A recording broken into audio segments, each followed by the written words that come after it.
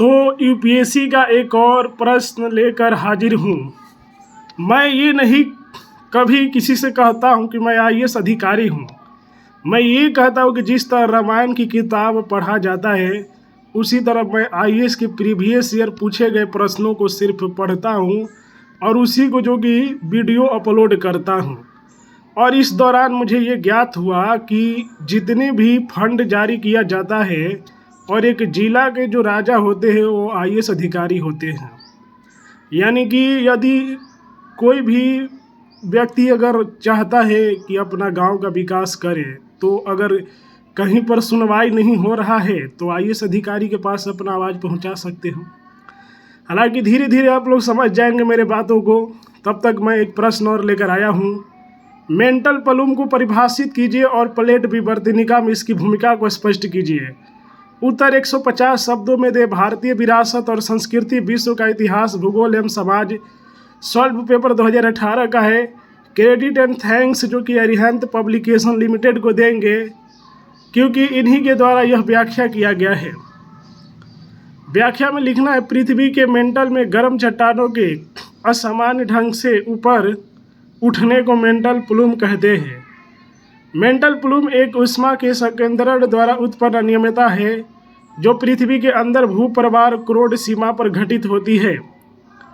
इसके कारण चट्टानी पदार्थ गर्म लावा या लपक के रूप में ऊपर उठते हैं। मेंटल में 1800 किलोमीटर नीचे का ताप के कारण पदार्थ पिघल तरल बन जाते हैं जिससे उसमें ऊपर उठने की प्रक्रिया जारी रहती है। यह प्रक्रिया प्लेटों की गतिशीलता को प्रभावित करती है।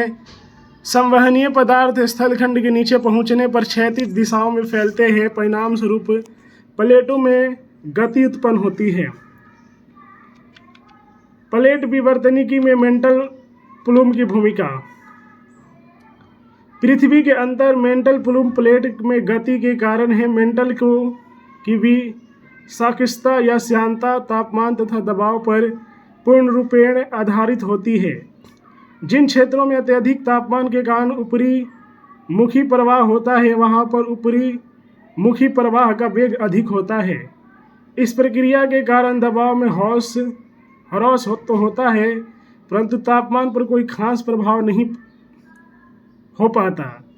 परिणाम स्वरूप जब पदार्थ को ऊपर की ओर प्रवाह होता है तो उसकी विषाक्तता बढ़ती जाती है जिस कारण उसका प्रवाह वेग बढ़ता जाता है और प्लेटों में गति उत्पन्न होती है। मध्य सागरीय कटकों के नीचे गर्म पदार्थों का प्रवाह जब सतह के नीचे पहुंचता है तो वह विपरीत दिशाओं में प्रारंभ हो जाता है। मेंटल प्लूम के मैग्मा का कटक के नीचे प्रवेश होने के कारण प्लेट कटक के आसपास खिसक जाते हैं। धरातलीय भागों में भी गर्म क्षेत्र हॉट स्पॉट्स मेंटल प्लूम के कारण उत्पन्न होते हैं।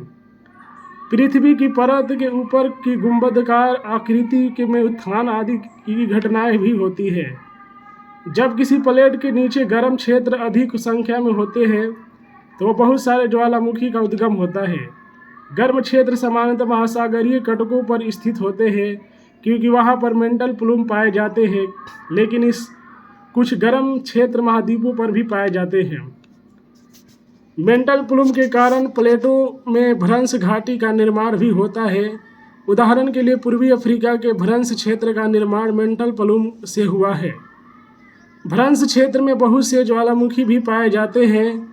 मेंटल प्लूम के कारण जब दो प्लेटों में दरार उत्पन्न होती है तो वहां पर दरारी ज्वालामुखी का भी उद्भव होता है। इस प्रकार का उद्भव भारत के दक्कन पठार पर हुआ था।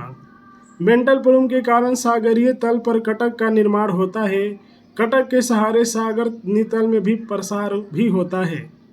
यदि यूपीएससी के द्वारा पूछे गए प्रीवियस ईयर प्रश्न देखना चाहते हैं तो वीडियो को लाइक कीजिए और ज़्यादा से ज़्यादा हो सके मैं उस तरह के व्यक्ति के लोग कहेंगे जो विकास चाहते हैं, कानून राज लाने की कोशिश करें क्योंकि कानून राज में ही गरीब से गरीब और अमीर से अमीर का विकास संभव है। वीडियो को लाइक कीजिए।